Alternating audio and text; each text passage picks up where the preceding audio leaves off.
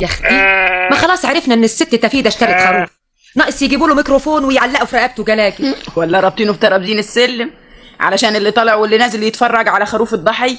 طب يا اختي والنبي ومن نبى النبي لولا الافندي بتاعنا حشحة ارض في الهرم علشان نبنيها حاجه كده على قدنا ما كانت تعدي السنه دي من غير ضحيه. من غير ضحيه ليه يا ست دولات؟ ندمتي؟ اسمعي انا عندي فكره. ايه يا اختي؟ اسمعي يا اختي، ايه رايك لو نعملها مفاجاه للافنديه بتوعنا؟ تيجي نشترك احنا الاتنين في خروف على شرط اننا احنا اللي ندفع ثمن، مش كده هيقولوا اننا ستات بنعرف نتدبر صحيح. والنبي فكره برضو يا است سميره. لا مؤاخذه خليتك بعافيه بقى يا است سميره، ده باين يوسف الافندي. يا اختي اقعدي يا ست دولت، هو كل ما تسمعي حس حد طالع على السلم تقولي الافندي بتاعي؟ مش تستنى ما نكمل اتفاقنا يا اختي؟ ما اتفقنا وخلاص، عاوزاني ابصم لك بصوابعي العشره؟ انا موافقه. ده مش يوسف، يظهر السكان اللي فوق طول النهار يدبدبوا على دماغنا. صدقتي وامنتي بقى؟ تعالي بقى يا ست اقعدي عشان نكمل اتفاقنا. لسه هنرجع نتفاهم تاني يا ست سميره؟ هو مش كل واحده عرفت اللي عليها واللي هتعمله؟ احنا كل همنا انها تبقى مفاجاه لجوزك ولجوزي. اما تبقي تتفق لنا على الخروف اللي هتشتريه في الاول. هو انا لسه ما اتفقتش يا اختي؟ ده انا اتفقت واشتريت ودفعت كده. يعني كانك كنت بتجرجري رجلي يا ست سميره. وانت مش موافقه ولا ايه؟ لا يا اختي موافقه. طب خلاص يا اختي اندهلك بقى كمال ابني علشان يقول لك على ثمن الخروف. يا سلام عليكي، هو انا يا اختي بكدبك يا ست ام كمال؟ معلش والنبي، اذا كنت تحب تشوفيه كمان هو يبقى يوريهولك. حكيم انا خليت الخروف عند صاحب الوكاله لغايه ما اعملها مفاجاه لسي عبده. يا كمال. ايوه يا ماما. تعالى يا حبيبي، قول لطنط دولت على الخروف اللي اشتريته لنا. ايوه يا ماما. قول بقى لطنط دولت على الخروف اللي اشتريته لنا وعلى ثمنه، بس اوعى يا حبيبي يا كمال تقول لبابا. لا يا ماما، هو انا صغير ما انا عارف. بسم النبي حرصك وصينك يا حبيبي. قول لها بقى. هيقول لي على ايه بس يا ام كمال؟ مش خروف زي بقيه الخرفان؟ لا بس على وزنه وعلى ثمنه وعلى مصاريف اكله وشربه لغايه ما يجي العيد يا اختي. قصر الكلام يا ست ام كمال. عاوزين مني كام؟ بصراحه كده ادفعي 4 جنيه. مره واحده؟ امال مرتين؟ طب واذا ما كانش معايا غير 3.5؟ هو احنا هنفاصل بعض يا ست دولة؟ ما هو كده كويس يا ماما، احنا مش جايبينه ب7 جنيه و60 قرش. يا واد واكله وشربه في الاسبوع اللي فاضل مش هيتكلف اقله 40 قرش. ده انت يا واد اللي قايل لي بلسانك ولا كنت يا واد بتسمسر عليا؟ خدي ادي 3.5 اهو، ولما تبقي تعوزي حاجه زياده ابقى ادفع لك. ده انا سامع احس حد طالع، يكون سي يوسف. لا استني يا اختي، روح يا كمال، روح يا ابني يا حبيبي شوف اللي طالع على السلم، ان كان سي يوسف قول له طنط عندنا. لا والنبي مش حابه اقواله، اذا كان هو انا هطلع معاه، يكون عاوز حاجه ولا محتاجه. على كيفك يا ست دولة. هو يا كمال؟ ايوه يا ماما، عم يوسف. الحمد لله. عن اذنكم بقى، خليتكم بعافيه. الله، مش هتشوف الخروف يا طنط؟ خليه اليوم الذبح. كل سنه وانت طيب يا كمال. مع السلامه يا اختي. تعالي يا ست ام كمال نصفي حسابنا. اياكش تكون قبضت النهارده. ايوه يا ستي قبضونا النهارده علشان العيد. تعالي نفضيني، تعالي. مش بس اما اعمل لك القهوه؟ تعالي الاول شطبي على جيوبي وخلي القهوه بعدين، القهوه ما طرتش. انت بس شاطر في التريقه يا سي عبده. يا اخويا احمد ربنا ان معاك واحده زي مفيش مليم بيدع منها على الفاضي. واحده مفهوم زي دفتر التوفير. حفظنا الاسطوانه خلاص. القصد تعالي اتفضلي، ادي ايجار البيت وادي اجره النور وادي. يا اخويا اديني الفلوس كلها مره واحده، انت هتنقطني قرش في قرش. ما علشان تبقي مستلمه العهده بالكامل. خدي يا ستي. الله، امال فين فلوس اللحمه يا سي عبده؟ يا اخويا كل سنه وانت طيب، انت ناسي اننا داخلين على العيد ولا ايه؟ لا مش ناسي يا ستي. طب خلاص لايمني على ثمنها. ثمن ايه؟ اللحمه. ما خلاص يا ستي دفعته لمين يا سي عبده؟ الجزار، عشان اتفقت انا وحسنين افندي نشتري خروف شركه. حتى عد الفلوس اللي معاكي هتلاقيها ناقصه حساب الجزار. بتقول ايه؟ ما هو احسن واوفر. انا وحسنين افندي زميلي اتفقنا هياخد نص الخروف وانا النص التاني. من غير ما تقول لي يا سي عبده. انت مش عاوزه لحمه العيد؟ انا قلت السنه دي ناخدها مضمونه. ايوه لكن انا يا كمال ايوه تعالى يا ابني. عاوزه حاجه يا ماما؟ روح يا كمال للحاج جمعه الجزار اللي بناخد منه اللحمه وقول له. استنى يا كمال عندك، انت عاوزه تعملي ايه؟ يقول له يلغي حكايه نص الخروف دي، اصلا انا عامله حسابي على حاجه تانية. ازاي بس يا سميره؟ والاتفاق اللي انا متفقه مع حسنين افندي. الغيه يا اخي، هو احنا لاقيين الفلوس علشان نبعزقها ونرجع نشتكي ان الفلوس ما بتقضيش؟ يا ستي هي بعزقه وبس يا سي عبده. يعني اطلع قدام الراجل ايه؟ هتطلع عاقل وحكيم.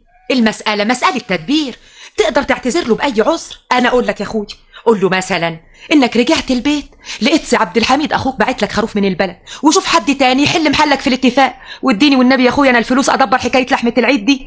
يا راجل احنا مش متفقين ان البيت يكون لي انا؟ وما دام لحمه العيد من مستلزمات البيت يبقى انا اللي اتصرف فيها. يا اخويا النبي تحمد ربنا ان معاك واحده زي قلبها عليك، واحده زي دفتر التوفيق. عارف يا ستي، انا اتفقت عليها وخلاص، ارجع في كلامي على نص خروف. يا سيدي المساله تدبير. اسمع بقى، انا اصلي بصراحه شاركت على نص خروف، تروح تشارك انت على نص خروف تاني يا سي عبده؟ يعني انت مش عاوزه نص الخروف بتاعي والسلام؟ شوف لك طريقه واتصرف فيه. يا ماما بس هو هيعمل اسكت انت يا كمال. الله، انت عارف كل حاجه. بيقول لك ارتبط بكلمه واحنا يعني يا ابني اللي ما ارتبطناش وشاركنا؟ ده احنا دفعنا خلاص، وانا حبيت اعملها مفاجاه ليك يا ابو كمال، مفاجاه في العيد علشان تعرف قد ايه انا مدبره. يا ستي ما تقولي كده من الصبح، الحكايه بسيطه، انا هشوف صرفه في الموضوع ده. ها، هتعمل ايه؟ انت مالك؟ انت مش عليكي تاخدي ثمن المفاجاه اللي حبيتي تعمليها وخلاص. ماما، ايه؟ انت كنتي مش عاوزه تقولي لبابا على الخروف ليه؟ اسكت انت يا واد، مالكش دعوه. يلا اجري روح شوف الخروف حالته ايه. يلا زي البومب. مش هتديني ثمن اكله؟ اوعى تكون يا واد بتروح تصرف الفلوس على السيمه وتجوع الخروف وانت عامل حساب ان كلها يومين ونذبحه. لا يا ماما، وده معقول؟ ها، خد 10 ساخ كفايه. لا ما ينفعش، هات ريال. اياك تكون ما دفعتش فلوس امبارح، تلاقيهم سابوا الخروف جعان من غير اكل. جعان ازاي بقى؟ هو انا خلاص ما عنديش انسانيه؟ هاتي كمان نص ريال. خد، كلها يومين ونخلص منك ومنه. خد يا اخويا يا ابو خروف. اهلا وسهلا، دي فرصه سعيده يا استاذ عبد الرحمن. شوف بقى يا سي يوسف، ما تعاملنيش وحياتك رسمي، انا مش ضيف عندك. واحنا هيجي لنا ايه من الضيوف؟ ده انت جار، والجار يعتبر اهل وصاحب بيت. والله سلامات. انا عارف انك هتقطبني علشان قله الزياره، لكن كل شيء اهو باوانه، معلش. انا اتكلمت يا راجل، الله يكون في عونك. كل واحد مشاغله بتشغله، حتى نفسه، ولما بيفوق لحبايبه بيودهم. يا سلام عليك يا سي يوسف وعلى كلامك الحلو، والله انت راجل حكيم. اهلا وسهلا، اهلا. كل سنه وانت طيب يا ابو كمال. ويا ترى شو بقى يا سي يوسف، انا بصراحه جاي لك علشان موضوع خروف العيد. خروف العيد ماله؟ حصل له ايه؟ لا، انا اللي حصل لي، انا اللي طلعت ضحيه يا سي يوسف. ازاي بقى يا ابو كمال؟ والله العظيم انت راجل دمك خفيف وكلامك لطيف. انت الطف. خلينا في الخروف. الجد يعني؟ ايوه الجد. بقى يا سيدي، الست ام كمال مش عاجبها اني اشارك على نص خروف، جاي فرحان وبتفاهم معاها على الشريكه وكاني عملت عمله لازم ارجعه تاني. ترجع ايه؟ نص الخروف اللي شاركت فيه حسنين افندي زميلي قال ايه، هي عامله حسابها على لحمه تانيه للضحيه ولازم ادفع ثمنها. انت مش بتقول اشتريت نص خروف؟ هو ده اللي انا جاي لك علشانه.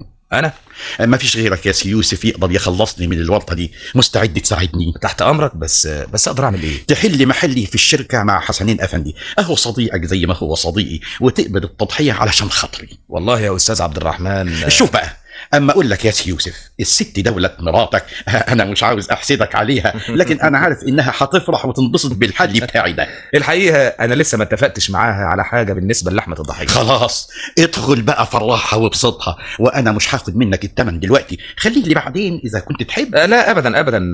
هو المبلغ كام؟ حكايه بسيطه، 5 جنيه. يا سلام. هو انت مشارك على عجل ولا على خروف؟ تقدر تدفع 3 وخلي ال2 لبعدين على ما تدوق لحمته. انا حاكم، ما انت عارف غيتي في اللحمه. انت زواقه من زمان، طول عمرك لحماجه يا عبد الرحمن. اتفقنا. قلت عايز كام؟ 3 جنيه. يا سلام يا سلام على حظك الحلو، هم اللي في جيبي. لا يمني عليهم اسكت ام كمال وتفوت الحكايه على خير وانفد بجلدي. للدرجه دي؟ بقول لك ما تخلينيش احسدك على الست دولة.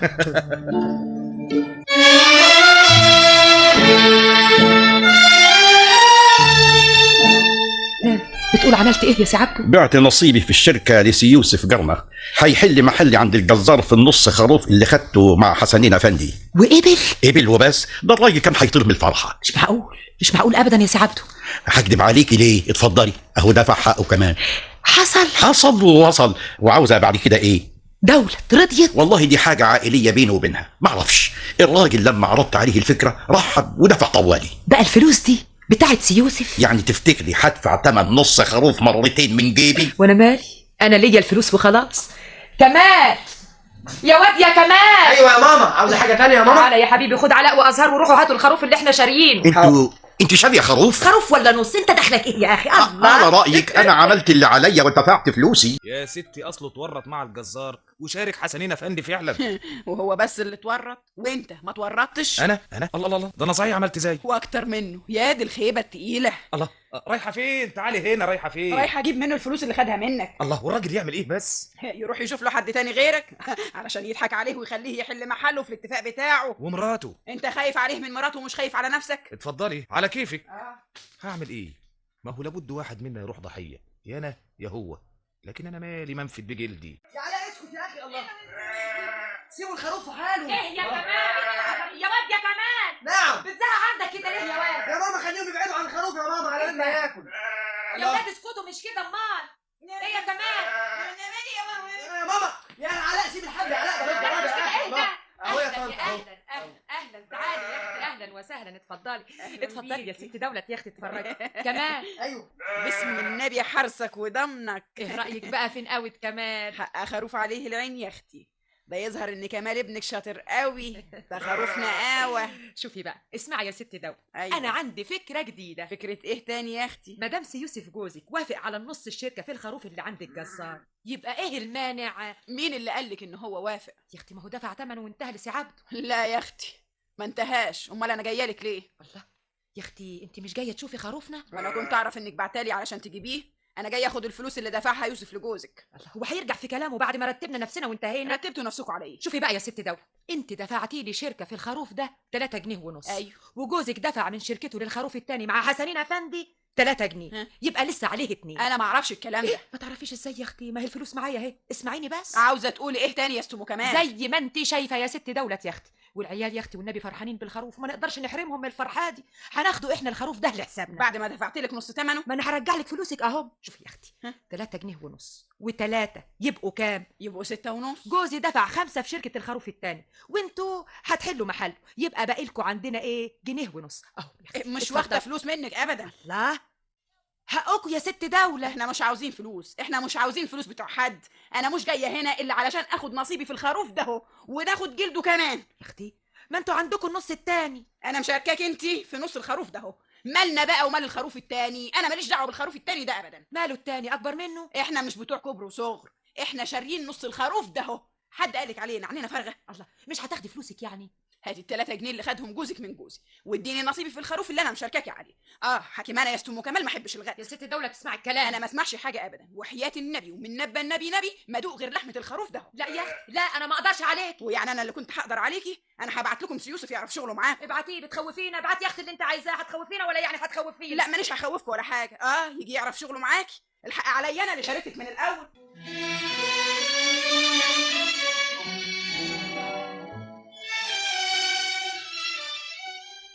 ما تقول حاجة يا سي يوسف، ما تتكلم، أنا مستعد أنفذ أي حل يرضيك. غصب عني يا ابو كمال، اعمل ايه؟ قول بصراحة، إيه الحل اللي يرضيك؟ والله انا ما فكرتش في اي حل، لكن يعني ممكن يعني لو تتكرم وتقنع الست بتاعتك تعمل إيه؟ تنفذ الاتفاق وتدينا نص الخروف بتاعنا اللي عندكم. احنا مش في الاصل اشتريناه شركه. طيب ونص الخروف التاني بتاع حسنين أفندي؟ ما دمت ناوي تشتري خروف تاني وتنقذ الموقف يعني آخد نص من هنا ونص من هنا. وماله فيها ايه؟ ما هي كلها لحمه. أنا ما عنديش مانع، بس يعني أنت عارف يا سي يوسف إن العيال شبطوا خلاص في الخروف، وما يهونش عليا بعد كده أحرمهم منه. ما حدش قالك تحرمهم. ما هو الست بتاعتك. يا سيدي انا عندي حل، ممكن نذبحه على عتبة السلم اللي بين الدورين فوق الشقة بتاعتكم وتحت شقتنا. الله، احنا هنعمل زي جحا لما سألوه على ودنه، بدل ما يمسك اليمين طوالي لف دراعه على دماغه وشاور لهم على ودنه الشمال. سيبك من جحا دلوقتي وخلينا في الضحية. طيب وبعدين؟ وبعد ما نذبح الخروف قدام الولاد على السلالم ونفرحهم ونبسطهم، يكون الجزار وصل لكم بالنص اللي انت مشارك عليه حسنين افندي، بس تضموا على نصيبك في المذبوح وتبقى كملت. وليه ده كله يا سي يوسف وعلى ايه؟ تقدر تقنع الست بتاعتك بغير كده؟ لا ما اقدرش. ومن سمعك انا كمان ما اقدرش اقنع دولة بحل تاني ابدا. ما قلت لك احنا الضحايا؟ قوم نجرب. اتفقتوا على كده وانتهيتوا. ليه يا سي يوسف؟ هو احنا ملناش رأي؟ اذا كان في كلامنا غلط صححوا. اعملوا اللي يعجبكم واللي يرضيكم واحنا ننفذ. عاوزين ايه؟ قولي لهم انت يا ست دولة. لو النبي ومن نبى النبي ما حد قايل لهم غيرك ابدا يا استم كمان. اسمع، لا انا ولا انت يا كمال. كمال ايه بس الحكاية؟ ما تفهمونا ناويين على ايه تاني؟ عاوزه حاجه يا ماما؟ جبت الخروف؟ اجيبه هنا؟ هاتوا نوريه لابوك. وانا تايه عنه، ما شفته كتير يا ستي، هفضل اشوفه؟ انت بس بتزعق وبتنرفز كده ليه؟ شفته فين؟ طول النهار قدامي في قلب الشقه، هو انا كنت بعرف انام منه؟ تعالى يا كمال، تعال قرب هنا يا ابني، تعال. ايه ده؟ انتوا غيرتوه ولا ايه؟ يعني ما عرفتوش؟ مش بتقول انك شفته؟ الخروف ده واحد تاني. ابدا، هو بعينه. هو زي بس يا ابو كمال. هو ده الخروف اللي انت كنت مشارك عليه حسنين افندي، جبناه من عند الجزار بقى بتاعنا. ورجعت دوكها؟ لا ما رجعتوش يا سي يوسف، خدناه احنا لينا. انا مش فاهم، انت فاهم يا ابو كمال؟ ابدا، زيك تمام. مش فاهمين؟ فهمتوا ولا ما فهمتوا؟ كل واحد دفع نص خروف يكمل ويدفع بقيه النص التاني، يبقى ياخد خروف كامل. يعني بقى الخروف اللي عندهم يبقى كله بتاعنا، احنا ناخده. والخروف ده اللي جبناه من عند الجزار ودفعنا نص ثمنه لحسنين افندي يبقى بتاعنا احنا وخدناه خلاص. طيب ومين هيكمل بقيه ثمن الخرفان؟ انتم طبعا انتوا. انا مش قايل لك يا سي يوسف ان احنا الضحايا يا ابو كمال. كل سنه وانتم طيبين.